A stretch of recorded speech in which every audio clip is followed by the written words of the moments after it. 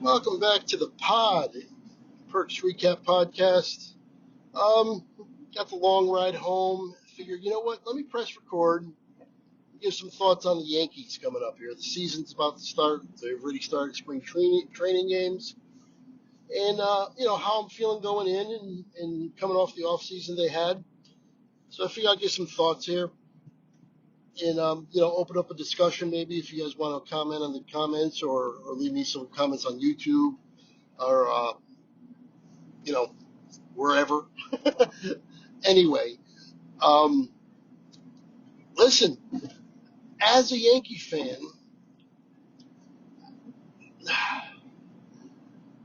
this can all go very poorly. I think they're banking on too many variables all working out. What we've got is an infield of Wells, Goldschmidt, Chisholm, Volpe, and some combination of Peraza, Cabrera, and DJ LeMahieu at third. In left field, Dominguez, center field, Bellinger, right field, of course, Judge, DH Stanton, whenever he comes back, and who knows when.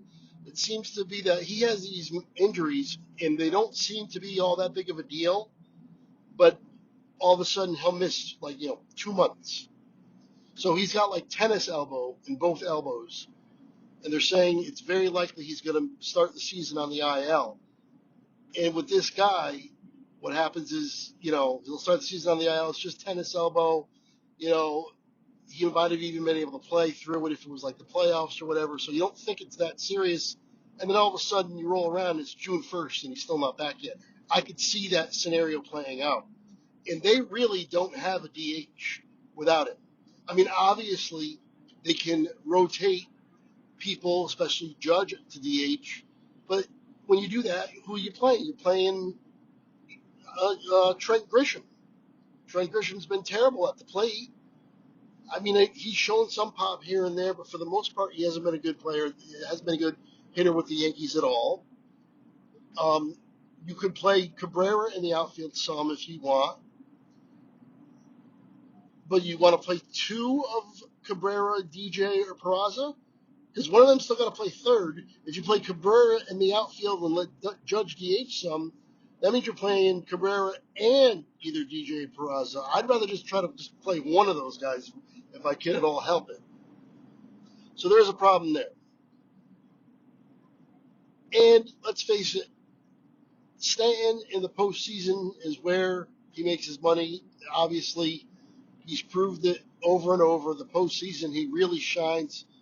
I don't know why he can't put together that over longer stretches during the regular season when he's batting .220 every year. But you got to give him his due. The postseason, he's shown more than once that he plays really, really well in the postseason, especially this last one. So I don't want to take that away from him. But during the regular season, he gets injured, takes a long time to get back.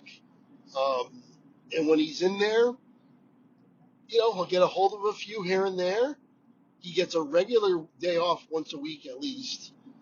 And he's going to bat, 220, 230. And if he gets a walk or a hit late in a game, they pinch run for him. So his at-bats are limited as well.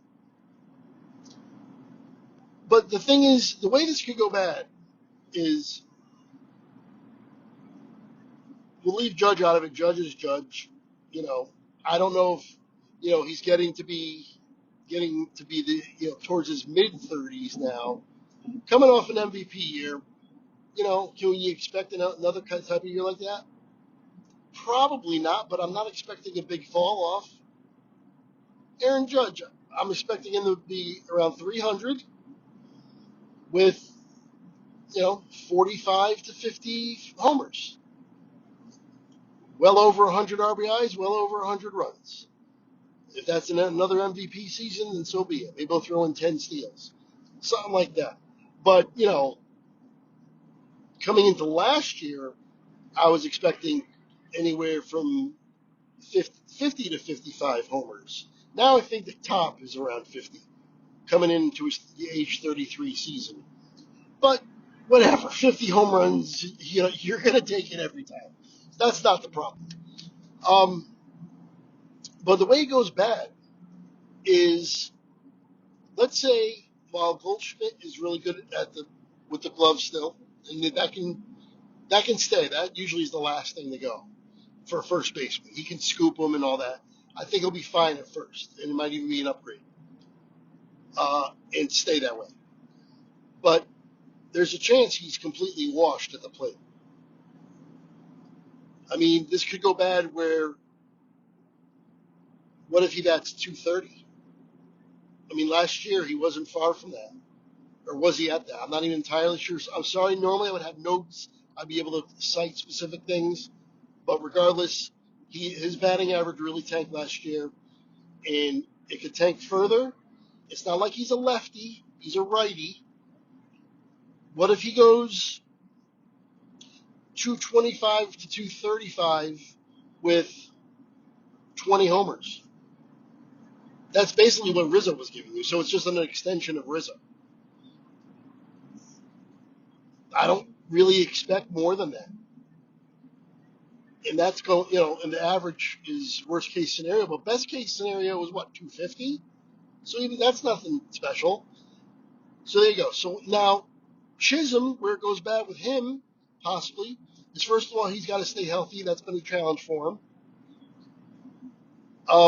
I don't have too many concerns if he's on the field.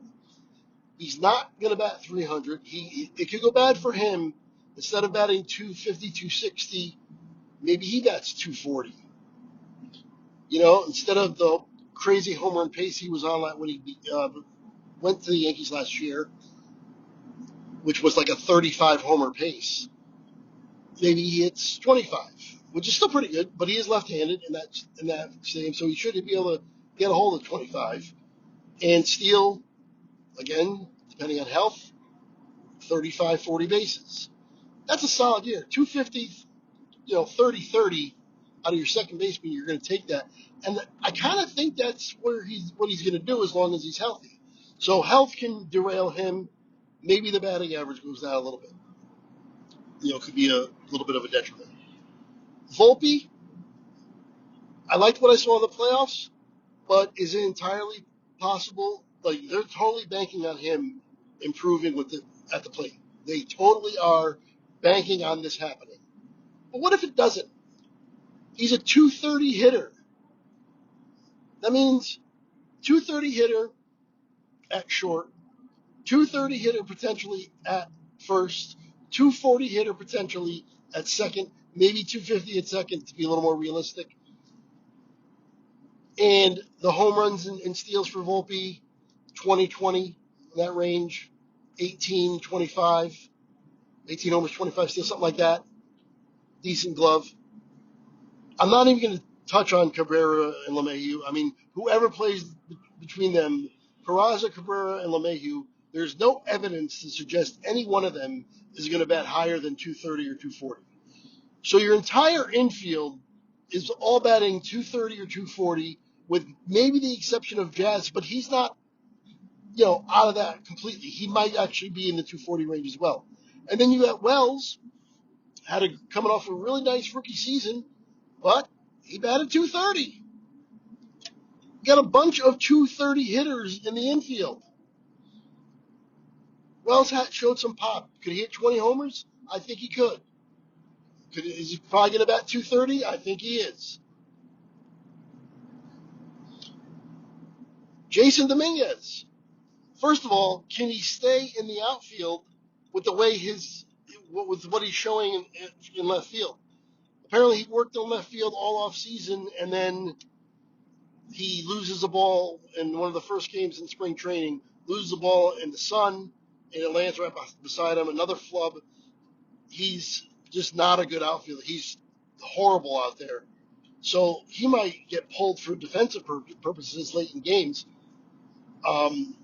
He's an exciting prospect at the plate, speed and power. We saw the power a couple of years ago when he first came up, before he hurt his elbow, before he needed Tommy John. We haven't really seen the speed at all. And then in his short sample size last year, the average wasn't there. Nothing was there. He showed basically nothing at the plate. This is still technically, I think, still his rookie year. He still counts as a rookie. And he's gonna, this will be the last time because he's gonna get all the chances to make this team and make the starting lineup and be the everyday left fielder. So, and I think they're going to give him that, regardless of how bad he plays, for at least a few months. Maybe they start, doing defensive replacements late in games, or shuffling the outfield at some point and put him in center, where apparently he's a little more comfortable, but that doesn't make any sense either to me. But what if he's a 230 hitter? Kind of expecting that, to be honest. 220, 230, maybe 240, and this is all that same range.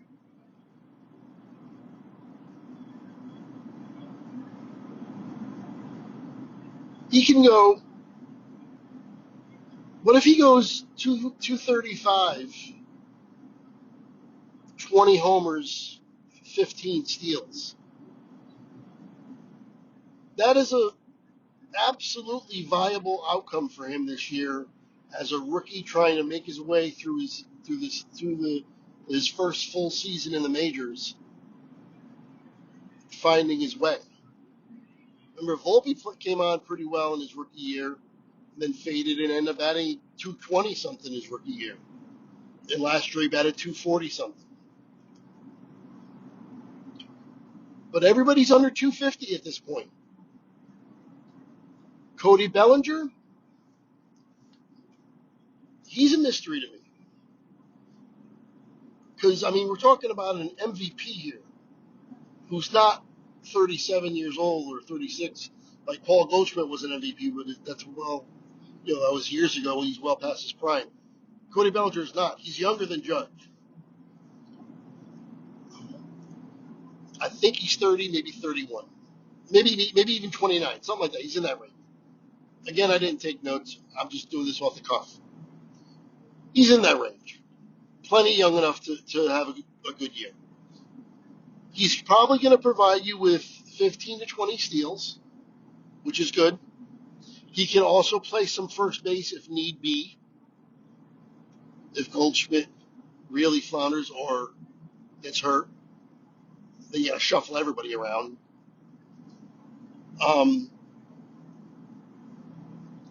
And he's a Gold Glove center fielder, so that's really good.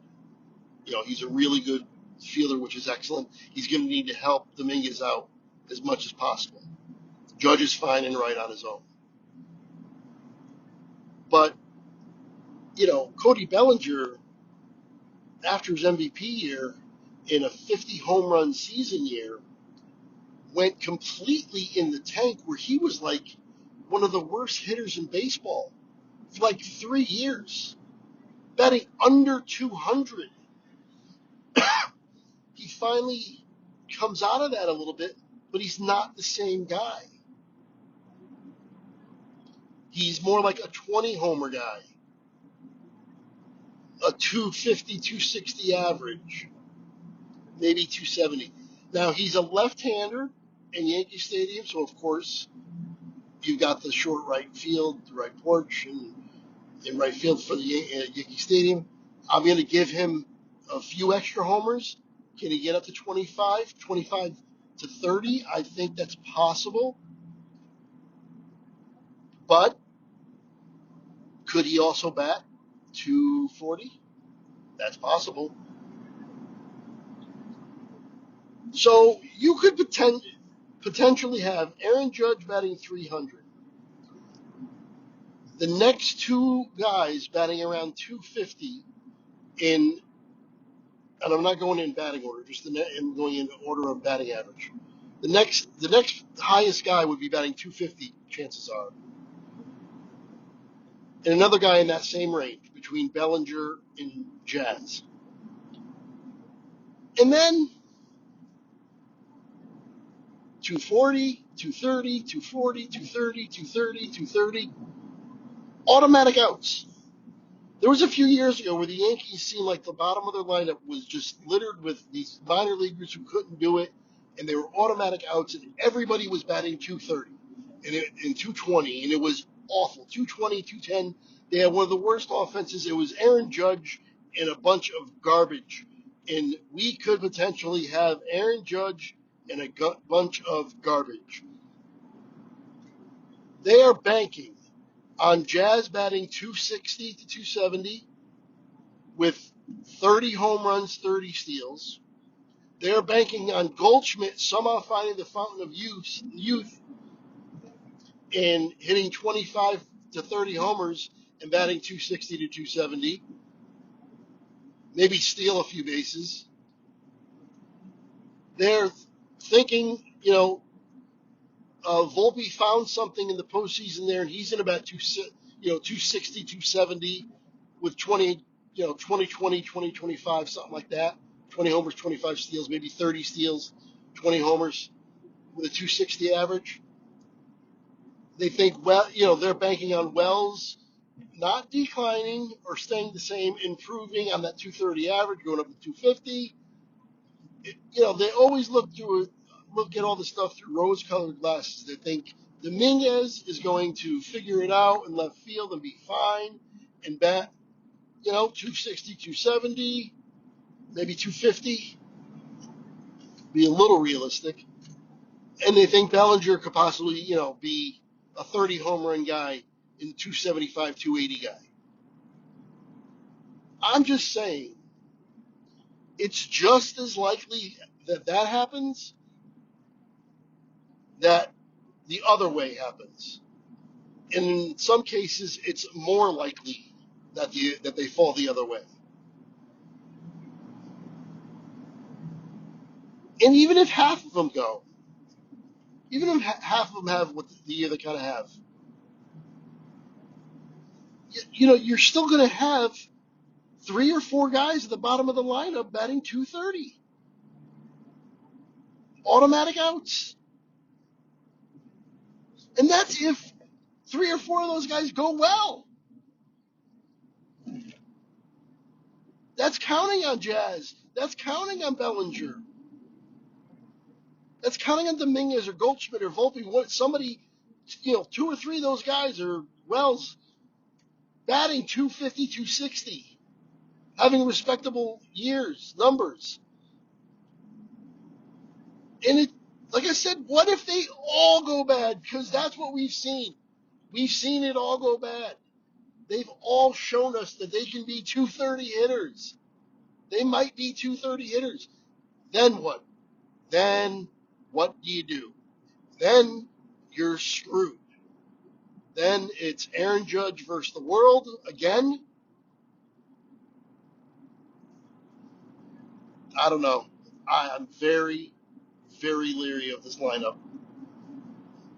A lot of chances, a lot of hope, a lot of hoping. Not locks. Aaron Judge is a lock. And really, that's it. Everything else, you're just hoping. I think if Jazz plays, he's a lock for solid numbers other than batting average, but should be decent enough in that area as well. I'll give him that. Goldschmidt could be the wash. What if it could go real bad. What if he's 220 hitter with 15 homers? Can't play him. Can't play him down the stretch. Give him to the All-Star break. Give him to the trade deadline. He's still doing that. You can't play him. And that's possible. That's just as possible as him batting 270 with 25 homers. And like I said before, I think that's actually more likely than 270 and 25 homers. I do. Bellinger, as long as he's healthy, I don't think it'll go super, super bad. But, we've seen him bat 180. So he can still go 230.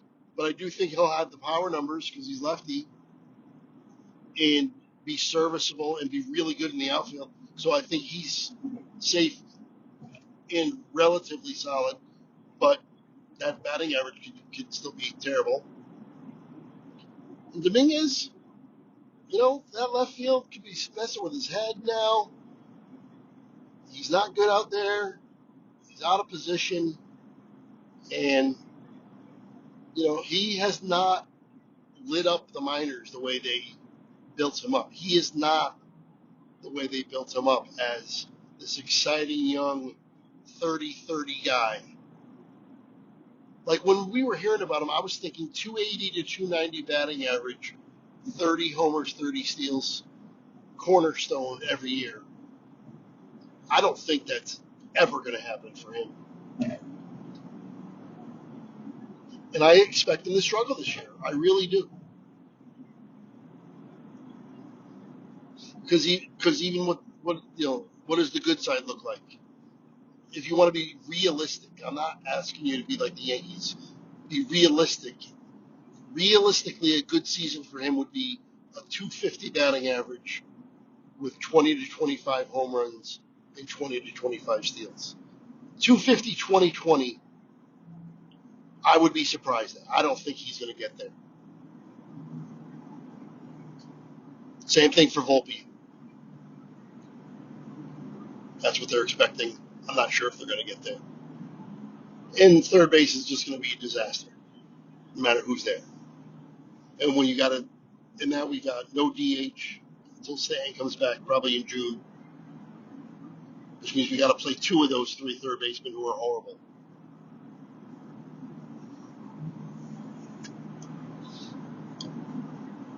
Now, the pitching, Max Fried signing, hey, no problem there. I love Max Fried. I love the signing. Garrett Cole, Max Fried, Rodon as a 3. He's much better than as a 2. Luis Gil, the Rookie of the Year. Clark Schmidt. And then Stroman in case somebody falters. And it looks like Schmidt has some back problems already and is questionable to start the year. So Stroman might be in there. But Stroman plays well at the beginning of every year. So if he's got to fill in for the first half of the season, I don't really have a problem with it. I just don't need him after that. From like July on, he can't be in there because he's bad at the second half every year. The bullpen has some injuries, but should be solid. I like the fact that they're letting them have beards again. No problem there. I like that. I don't think it was a deciding factor with anybody really yet, but I think it could have been a deciding factor with Devin Williams for this coming offseason when he's a free agent. If he has a good year, they're going to want to re-sign him. And if, the money is the same and one team lets you have the beard, the other team doesn't, he probably would go with the team that lets him have the beard. He's had one his whole life, so now that's not an issue. So I like him. I love having him in the 9th and Luke Weaver in the 8th. That would be great. But pitching as always comes down to health. Max Fried needs to stay healthy. Rodon was healthy all last year, but not the year before, and he's had a lot of health problems throughout his career. Garrett Cole got hurt for the first time in his career last year. Is he going to be able to start all 32 starts? So you got some questions, but on paper, the pitching staff looks good. I do think that the offense sputtering, which I do think it's going to, I don't think this offense is going to be very good at all. They're still going to win some games on their pitching. You're going to win 3-1, 3-2, 2-1, 2-0, things like that. I do think the pitching staff is that good. Sure, occasionally some of these guys might, go off and score 7 or 8 runs, but I think they're going to be on the lower half of the league in runs scored, total runs scored, and runs per game, and might even be a little below halfway, the half of the league. Maybe ranked like 20, 22, 23, something like that, in runs scored per game out of 30 teams in baseball. Could I be wrong? Absolutely. Maybe these guys click. Maybe even if 4 of them click. If 4 of them click with Judge and you have 5 viable good hitters in a lineup, you should be able to score some runs. I mean, you should. Shouldn't be a problem. But I don't know. I've seen this go bad. I've seen this script before, and it was so not fun watching Yankee baseball when that lineup was just an albatross, where it was just, when is Judge coming up next? Good God, when is Judge? That's all you're hoping for. Just somebody get, there's 2 outs, just get on base because Judge is up next, and maybe he'll get a hold of one, and we can get a run or 2.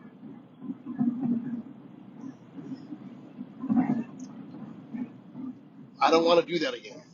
I want to be, oh, good, Bellinger's up.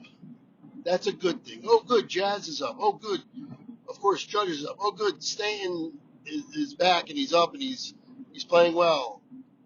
Oh, good, Goldschmidt's up. I don't think I'm going to be saying any of that. I have major concerns about Goldschmidt and the downfall, major concerns about Volpe, Wells, Dominguez, and, of course, third base. So that's my little Yankee spiel. I just wanted to get in there. Do you share my concerns? Am I overreacting? Am I just a pessimistic Yankee fan? I guess, I kind of could be, but I don't know. There's too many questions. And part of the fun, though, is getting those answers.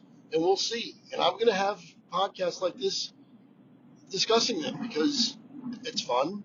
And I like to share my thoughts. And I'm sure there'll be a time or two where I'm really excited about the team and the team's playing well. I'm sure there's going to be a time or two where they're playing like complete dog crap and I'm losing my mind, tearing my hair out, what little hair I have left. Anyway, that's going to do it. Thank you for joining me. Hopefully you enjoyed this one. Don't forget, me and Al are going to be doing our top 10 quarterbacks of all time. That will be coming at you on Wednesday. Probably more Wednesday in the evening, at the latest Thursday morning. Will be a lot of fun, and we're going to also go over some NFL news if there's anything that you really talk about.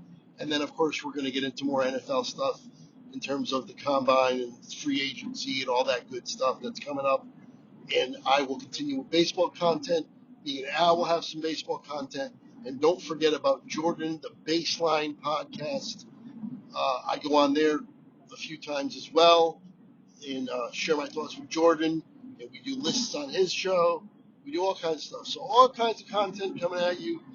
Please make sure you check it out. And until next time, I will see you later.